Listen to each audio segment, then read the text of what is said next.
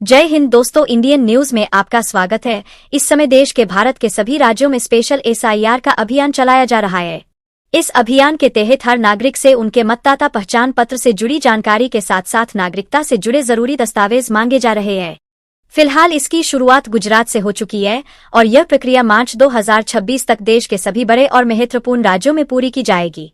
अगर आप गुजरात, महाराष्ट्र, यूपी से हैं तो आपको यह भी पता होगा कि बीएलओ घर घर जाकर एसआईआर फॉर्म बांट रहे हैं और लोगों को इस प्रक्रिया के बारे में जानकारी दे रहे हैं। ऐसे में बहुत सारे लोगों के लिए यह काम मुश्किल बन गया है क्योंकि हर किसी के पास सभी जरूरी दस्तावेज पूरे नहीं है। इससे पहले सुप्रीम कोर्ट का एक अहम फैसला सामने आया था जो ऐसे लाखों लोगों के लिए राहत का कारण बन सकता है। कोर्ट ने कुछ महत्वपूर्ण गाइडलाइंस जारी की है जिनकी मदद से आप इस पूरे अभियान के दौरान खुद को कानूनी रूप से सुरक्षित रख सकते हैं और अपनी नागरिकता को सही और वैध तरीके से सिद्ध कर सकते हैं। यह अभियान अब भी सभी राज्यों से शुरू हुआ है, लेकिन आने वाले समय में इसे पूरे देश में चरणबद्ध तरीके से लागू किया जाएगा और कोई भी राज्य इससे बाहर नहीं रहेगा। ऐसे में अगर आपके पास जरूरी दस्तावेज पूरे नहीं हैं या आप इस बात को लेकर असमंजस में हैं कि आखिर कौन से कागजात आपके लिए जरूरी है, तो आप अकेले नहीं हैं।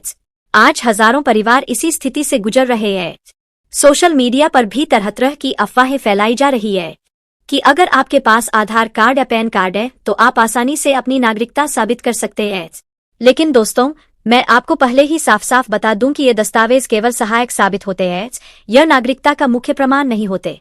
इसी वजह से आज के इस वीडियो में हम आपको वो सभी जरूरी और सही दस्तावेजों के बारे में बताएंगे जिनकी असल में जरूरत पड़ती है, और वह आसान तरीके भी बताएंगे जिनसे आप बिना घबराए अपनी नागरिकता को सही ढंग से साबित कर सकेंगे। लेकिन उससे पहले अगर आप इस चैनल पर नए हैं तो वीडियो को लाइक जरूर करें और चैनल को सब्सक्राइब कर ले ताकि भविष्य में ऐसी जरूरी और सटीक जानकारी आप तक सबसे पहले पहुंचती रहे। लेकिन यह साबित नहीं करता कि आप भारत के नागरिक हैं। अब सोचिए दोस्तों, इससे ज्यादा उलझन भरी स्थिति और क्या हो सकती है। सरकार खुद आधार कार्ड बनवाती है, लेकिन फिर कहती है कि इससे नागरिकता साबित नहीं होती। अब अगर राशन कार्ड की बात करें तो यहाँ यह कहा जा रहा है कि इसमें फर्जीवाड़े की संभावना सबसे ज्यादा होती है। कई लोगों के पास एक से ज्यादा राशन कार्ड होते हैं या किसी और के नाम पर भी कार्ड बने हुए मिल जाते हैं, इसलिए इससे नागरिकता साबित नहीं मानी जा सकती। अब अगर बात करें वोटर आईडी कार्ड की तो चुनाव आयोग का कहना है कि यह केवल पिछली मतदाता सूचियों का आधार होता है, लेकिन नए सत्यापन के समय इसका दोबारा वेरिफिकेशन जरूरी होता है। मतलब यह कि अगर आपने पहले से वोटर कार्ड बनवा रखा है तब भी अगले चुनाव से पहले आपके डॉक्यूमेंट्स को फिर से जांचा जाएगा, दोबारा फॉर्म भरवाए जाएंगे और पूरा वेरिफिकेशन किया जाएगा। फिर भी वोटर आईडी कार्ड से भारत की नागरिकता सिद्ध नहीं होती। इसी बीच सुप्रीम कोर्ट की जो गाइडलाइन है उसमें जो सबसे पहला और मजबूत दस्तावेज बताया गया है वह है जन्म प्रमाण पत्र, यानी कि जो जन्म के टाइम बनाया जाता है वो। अगर आपका जन्म प्रमाण पत्र भारत में जन्म और मृत्यु पंजीकरण अधिनियम 1969 के तहत बना हुआ है तो यह आपकी जन्मतिथि और जन्म स्थान को प्रमाणित करता है और इसे भारतीय नागरिकता का एक ठोस आधार माना जाता है। यानी सबसे पहला अहम डॉक्यूमेंट आपका बर्थ सर्टिफिकेट बन जाता है। इसके बाद दूसरा महत्वपूर्ण दस्तावेज बताया गया है भारतीय पासपोर्ट। अगर आपके पास भारत सरकार की तरफ से जारी किया गया एक वैध पासपोर्ट है तो यह सीधा यह साबित करता है कि आप भारतीय नागरिक हैं। इसमें किसी तरह की कोई खास उलझन नहीं होती।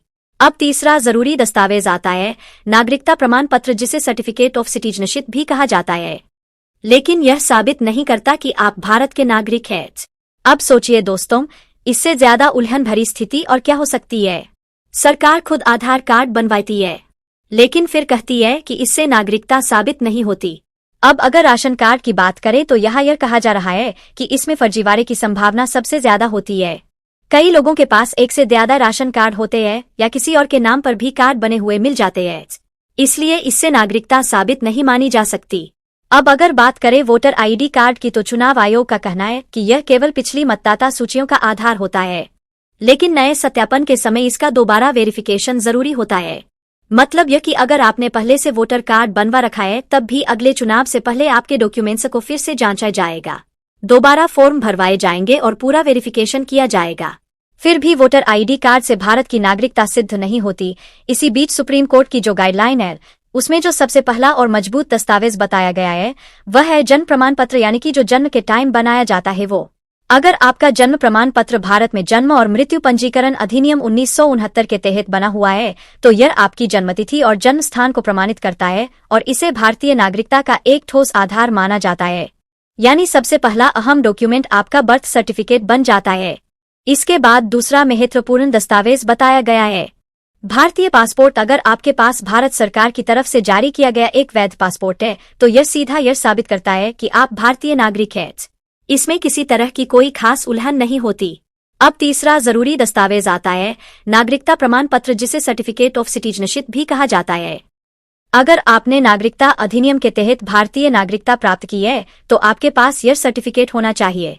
कई मामलों में यह प्रमाण पत्र आपके माता पिता या दादा दादी की नागरिकता के आधार पर जारी किया जाता है, खासतौर पर अगर उनके जन्म से जुड़े दस्तावेज उस समय के हों जब भारत का विभाजन नहीं हुआ था, तो ऐसे रिकॉर्ड आपकी नागरिकता साबित करने में मदद कर सकते हैं।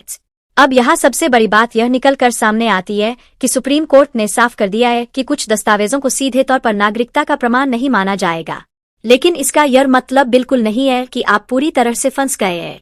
कुछ ऐसे दस्तावेज भी होते हैं जो परिस्थितियों के हिसाब से सहायक प्रमाण के रूप में माने जा सकते हैं। जैसे अगर आपके पास जमीन या प्रॉपर्टी से जुड़े पुराने रिकॉर्ड है तो उन्हें भी सहायक डॉक्यूमेंट के रूप में दिखाया जा सकता है। इसके अलावा आपके स्कूल या कॉलेज के सर्टिफिकेट, बोर्ड या यूनिवर्सिटी द्वारा जारी किए गए डॉक्यूमेंट, बैंक रिकॉर्ड, LIC या पोस्ट ऑफिस से जुड़े कागजात, या फिर अगर आपने कभी सरकारी नौकरी या सरकारी संस्थान में काम किया है तो उससे जुड़ा कोई भी प्रमाण, या सभी सहायक दस्तावेजों की कैटेगरी में आते हैं। दोस्तों, इस पूरे विषय पर मैं अपनी एक राय भी साझा करना चाहता हूँ। आधार कार्ड, वोटर कार्ड और राशन कार्ड जैसे डॉक्यूमेंट खुद भारत सरकार बनाती है, लेकिन फिर यह कहा जाता है कि इन्हें नागरिकता का पुख्ता सबूत नहीं माना जाएगा। इससे आम लोगों के बीच भ्रम और डर की स्थिति बनती है। गांव और छोटे शहरों में रहने वाले लोगों के पास इतने सारे डॉक्यूमेंट होना हर बार संभव भी नहीं होता, और जब जांच करने वाली टीम घर पर आती है तो लोग घबरा जाते हैं कि अब क्या दिखाएं। इसी वजह से हम यही समझाना चाहते हैं कि आप पहले से खुद को तैयार रखें। अगर आपके पास वे डॉक्यूमेंट नहीं है जिन्हें सीधे तौर पर मान्य माना जाता है तो कम से कम सहायक दस्तावेज जरूर इकट्ठा करके रखें, ताकि जरूरत पड़ने पर आप अधिकारियों को कुछ न कुछ प्रमाण जरूर दिखा सकें। अब एक सबसे अहम बात जो सुप्रीम कोर्ट की तरफ से कही गई है वह यह है कि भारतीय नागरिकता का अंतिम फैसला चुनाव आयोग नहीं करता बल्कि गृह मंत्रालय करता है। यानी अगर नागरिकता साबित करने की बात आती है तो सबसे मजबूत डॉक्यूमेंट जन्म प्रमाण पत्र और भारतीय पासपोर्ट माने जाएंगे। बाकी डॉक्यूमेंट सिर्फ सहायक भूमिका निभाएंगे, अंतिम निर्णय के आधार नहीं बनेंगे। इसीलिए समय यही है कि हम सभी सजग रहें, जागरूक रहें और पहले से खुद को तैयार रखें। दोस्तों, अगर आपको यह जानकारी थोड़ी भी काम की लगी हो तो इंडियन न्यूज चैनल को लाइक और सब्सक्राइब करना ना भूले। जय हिंद, जय भारत।